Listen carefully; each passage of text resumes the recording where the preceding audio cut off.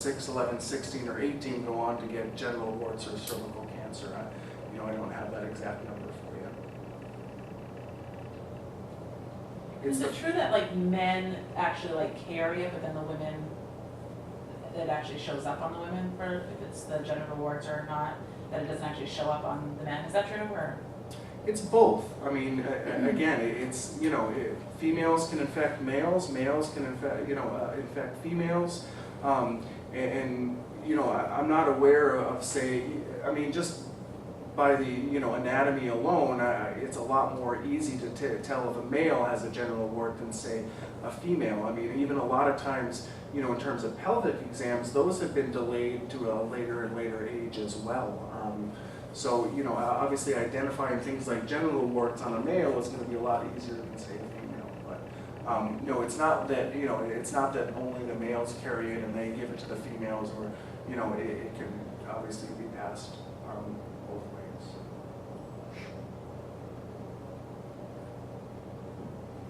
Is it, you just need one?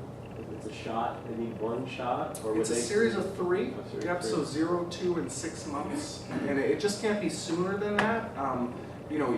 If you get one, every year for 3 years, then that's fine. They just can't be sooner than every 2 years, okay? So, you do the best you can. Ideally, you would like to stick to the 0, 2, and 6 months, but, it's certainly, it's still going to be effective if you space those out a little bit more. So you wouldn't want to do it too early, perhaps? I mean, there would be like an early age. Yeah, I mean, what I've heard, in terms of efficacy, I've heard anywhere from 5 to 10 years in terms of, how long it's going to protect someone. I don't think, the data's all out yet. So, again, we start thinking about it at 11 or 12, thinking you might not become fully, gotten through the entire series by maybe 13, 14, and hopefully protecting you up until, your mid-20s, where again, you're kind of at highest risk, just adolescence and 20s of maybe acquiring some of those things. So can you say again the distance between each one? 0, 2, and 4. It's 0, 2, and 6 months. So there's 2 months in between the first and second, and then 4 months in between the second and sixth, or the second and third. Okay. Not take the floor too much, but so if there's a higher risk when you're an adolescent. Why is it decreased as you get older? Are we at risk as adults as much as kids, and why not? It's the tissues, actually. So yes, as you're going through puberty, like a female's cervix actually will change cell types. So there won't be as much squamous cells on the cervix, as an adolescent, as opposed to as you get older, your cervix becomes more squamous cells and less columnar cells. And therefore you're at a lower risk of potentially acquiring not only HPV, but some of the other, STIs as well. Is there any difference in males as they get older? I don't believe so, other than, just being exposed in general, I'm not aware. I mean, I know that, uncircumcised males are certainly at higher risk for sexually transmitted infections as opposed to circumcised males. That's certainly been proven, but other than that, I'm not aware of anything.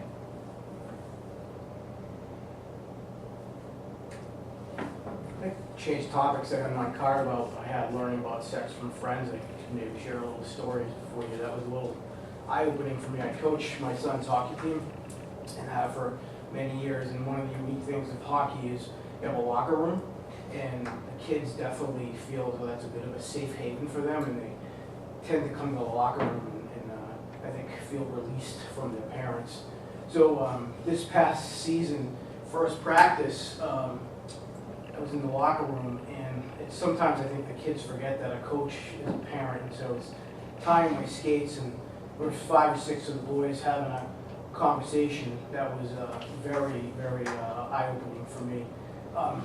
They were talking about things that there would be no way I would raise in this room because it would be too embarrassing to bring up. It was pretty shocking. So I let the conversation go on, you know, as the coach, I let it go on for a little bit just to see to what extent and how long it would go on. And it went on for quite a while, and I actually chose to let it kind of die out. And then when the kids got on the ice, I addressed them as a group and said, we can't have these discussions. But, you know, any further in the locker room. But I was shocked. I look back to when I was their age. I remember having conversations about sex, but I don't remember having the conversations that these boys were having. It was the graphic nature, and clearly there was no way they could ever have done the things that they were talking about. They were just too sophisticated and adult. But my point in that long-winded story was more, it's shocking. I don't know where or how they could have learned that stuff. I'm not naive, but I think the point of my story is that these kids they know a lot of this stuff, a lot. How they get it is just amazing to me. I don't know, but it was shocking. I think it is shocking how much, I mean, my girls are very open and talking about a lot of things, and I'm like mortified. I'm like so glad they're telling me stories, but I'm like, too much information. Like, I so don't want to hear it, but I, of course, want to hear it, but don't want to hear it. Like, whoa, I can't believe these kids are doing the stuff that they're doing, and I appreciate their telling you.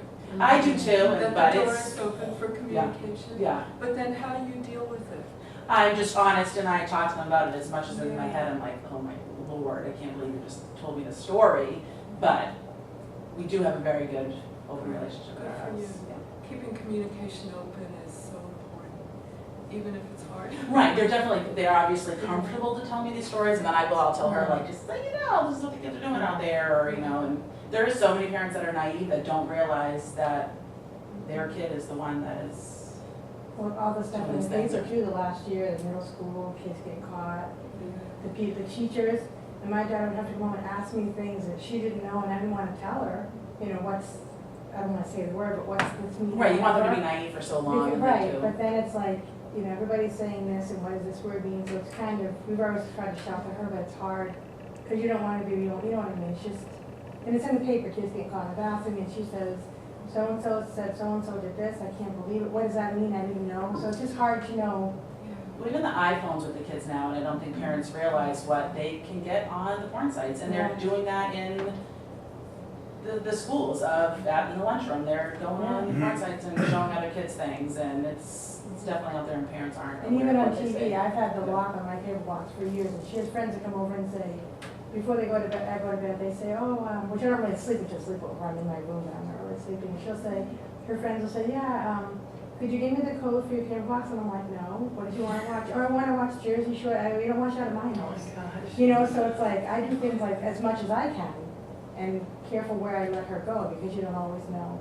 I'll let her go to your house, because I know. But yeah, it's just hard.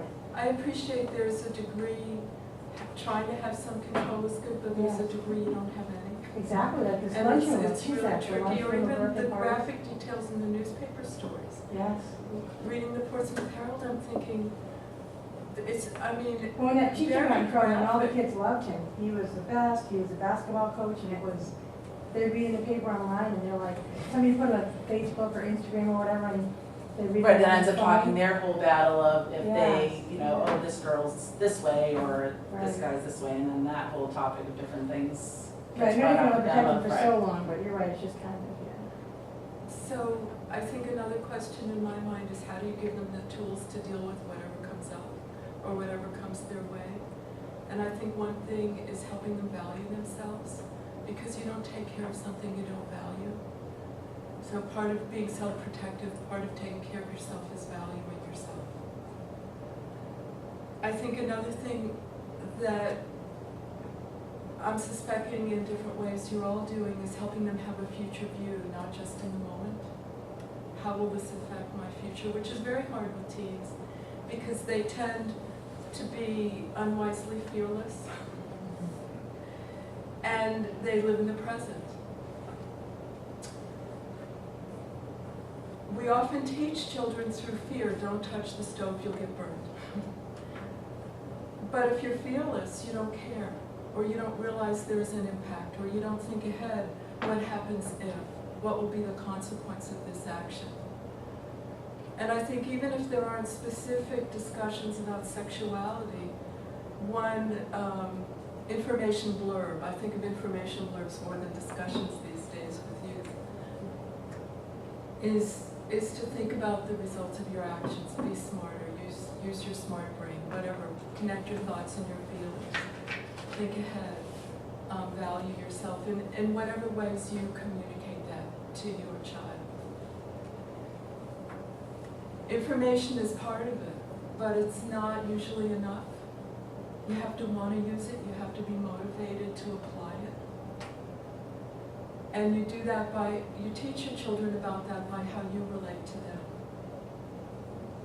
Whether you're helping foster respect by, in a reasonable way, teaching them that they're respectable so that they'll respect themselves and consider their own value and apply the information or the knowledge or somehow the self-care that they need to stay healthy and safe. I recognize that it's complicated. I think another piece is managing impulses. When you teach a child not to touch the stove because it's hot, they don't have an impulse, a biological wiring with hormones not to touch the stove or to touch it. But when you're dealing with sexuality, there is that impulse, and they're trying to understand it. With all their searching, all their locker room conversations, they're trying to understand what those impulses are because they're confusing. Part of putting those impulses in perspective, I think, is to learn to think through them some. I know that not everybody always wants to, adult or youth. But how do you think through those impulses in an intelligent way? And apply our impulses to our life, whether it's overspending, whether it's other impulsive behaviors, or whether it's impulses regarding sexuality. I'm wondering what you're all thinking about, what you're all seeing, what it's like for you to be thinking about this now, what comes up. I assume you've all been thinking about it to some degree and exploring it with your child and in your life. Yeah. One of the things, I think you ladies are really lucky that your kids are willing to share with you. If I broach the subject of any of these things, drugs, sex, any of it, there's like, the wall goes up because he's like, he gets more uncomfortable than I do. Yeah. And also my daughter who's younger, but, so I would love any suggestions or help in how to kind of just make it less scary for a kid to talk to me about. I mean, I don't expect him to come home and say, hey mom, guess what, I made out with my girlfriend today, or any of that. That's okay, but I would like to be able to have him be more comfortable or be able to speak to him in a way that's a little less scary for him. That is interesting. For those of you that have youth that come home and spill it all, you think, oh. And then for those of you that have a child that is quiet, doesn't share anything, or not much, I want to open it up to conversation, but I think one thing I want to say, if that's okay, is that sometimes it's not directly dealing with it, it's sort of coming around the back door of, hope you're taking care of yourself, or you're valuable, value your body, your health is important, you may live to be 100 years old. And to come around to it from the back door rather than face first of let's talk about sex. Jeez, he knows. He knows if I'm like slowly He moving. gets I've tried everything. Boys and girls. I tried talking about friends, I'll be like, what's the juicy gossip? You know, and sometimes that gets a little Sometimes you're like, I don't want to hear this, I want to deal with this, but I mean, it's good to. No, I'm never like that. I think part of it too is just kind of fighting through that uncomfortableness. I think, you know, the more and more you talk about it, you know, just don't give up, because I think the more and more you talk about it, and as they start to get a little bit older, hopefully it becomes a little bit more comfortable each time, even if it is a slow process.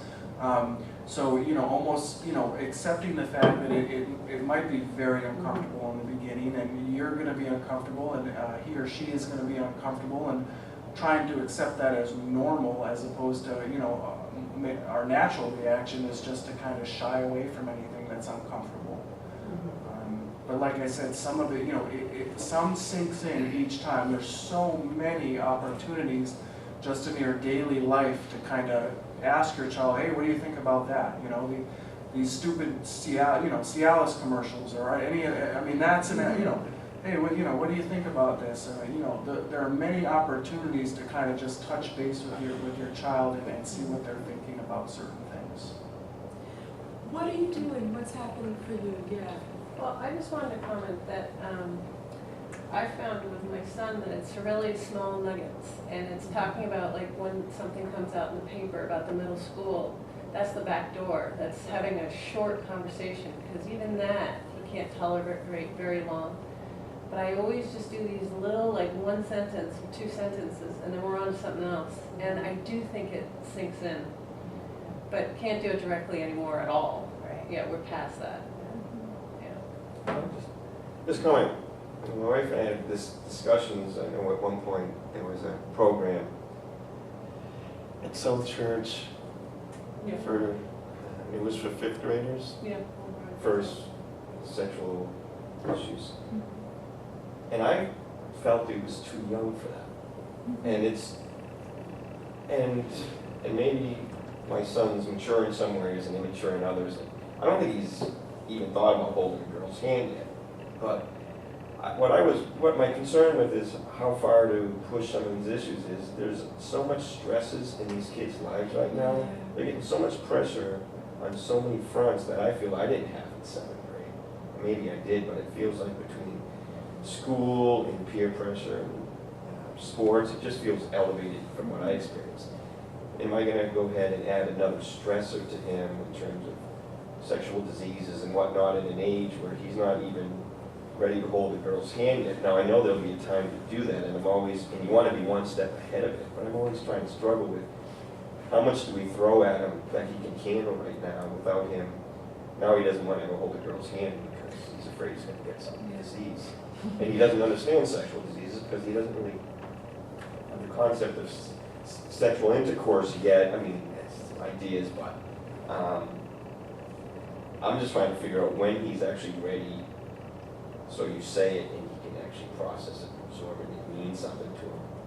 And I know this idea of keep throwing it out in little bits and it will stick, but my concern is just adding another layer of stress on him that I feel he's got plenty. I appreciate that one thing that's important that you're bringing up is the stages of relating with your child. And you know your child best about what that is. I know that one approach the public schools take is in health classes is they'll first just start talking about the anatomy. And they'll break it down in information stages. And I hear how you're evaluating that for your child. So it's not the whole gamut of it at once. And part of that, I think what you're talking about, you want to approach it in a developmentally appropriate way. And, hopefully, I know Kathy has been working on trying to get some of this education at a younger and younger age, but of course it's got to be developmentally appropriate. So, in 5th grade, it might be just asking, do you have a crush on anyone, are there any boyfriends or girlfriends, and what do you think about that, and something more developmentally appropriate for that age. But yeah, to start at 5th grade just throwing sexually transmitted infections and stuff like that, that's probably not appropriate because you need that background to work towards, and it needs to be developmentally appropriate. What TV shows does your son watch? Mostly sports. Sports, not iCarly and that whole He gamut. used to watch that, so I did it with him. Yes, follow that. Dance moms. Yeah, exactly. That's right. Mostly sports, but the problem with the sports is it's all the alcohol commercials, so that Yeah. brings up a whole another thing. Oh, that looks like a good drink, and so it goes into a whole nother topic.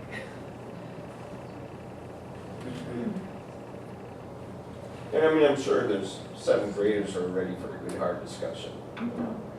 But I'm just trying to figure out what's right for my son and Yeah. not lump it all together and say, yeah, Yeah. you know, there's 5% that are doing this, and you're gonna hear it now, because I just,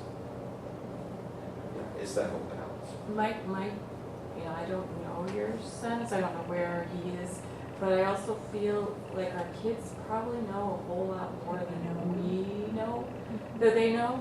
Yeah. And if they're getting it from their friends, I think my daughter's a really good kid, and I'm sure she's, I'm sure she's not. But then also, she's talking to all these other people, and I feel like if I don't bring it up now and then, so that she knows I'm savvy to what's going on, then she's only getting it from the other side. And she's gonna learn it from, supposedly Miss Bursey, or Warden Street, she'll learn it from her in 8th grade, right? A lot of the stuff. Yeah, but I'm thinking by 8th grade, most of these kids, they hear stuff, they are pretty sophisticated, Yeah, whether they you're like right, it they or hear not. stuff, right. They hear Yeah. stuff at Yeah, lunch. that's my birthday understanding in parties. the Portsmouth school system, right? I think they get that class in the 8th 8th grade, they get it within pretty Yeah. much, yeah, they, was it, you told me. And there certainly has been discussion at, just at Project Safety about trying to offer, avenues at younger age. And I know Kathy is a wonderful advocate, for, orchestrating that. And she's really, been pushing for the couple of years that I've been involved in Project Safety to really, start that at an earlier age. I just remember my daughter's softball team, when she was in the baby, came in the dugout, and they were like, ooh, we have to talk today, you know what I mean? And my dad's like, what talk? So she was like, like you said, they talk about it amongst themselves. Yeah. And they're on the internet, they're exposed to this stuff. And I think we have to play catch up because, But, yeah, yeah, some things I wasn't ready for. yeah.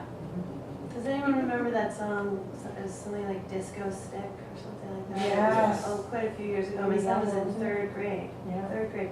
And one day I came into his room and he was listening to that song. Florida. And he goes, Mom, I think I know what Disco Stick is. Because he'd been asking